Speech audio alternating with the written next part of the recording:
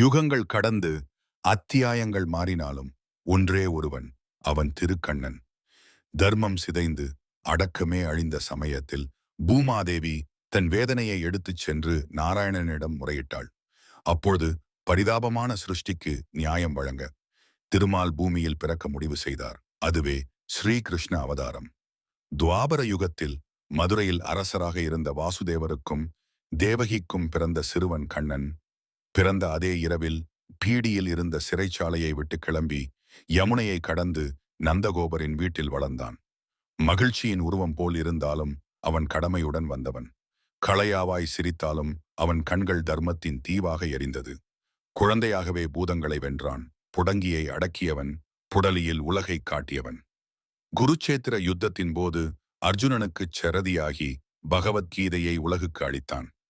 காரியம் செய், பலனை எதிர்பார்க்காதே என்ற வாழ்வியல் ஞானத்தை விதைத்தான்.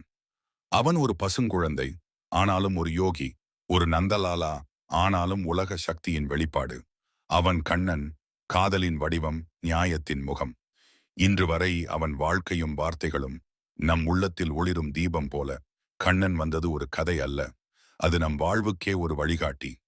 கண்ணனுக்கு ஒரு வணக்கம், நம் உள்ளத்தின் ஓரிடம்.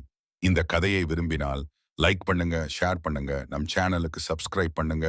இன்னும் அற்புதமான புனித கதைகளுடன் விரைவில் சந்திப்போம்.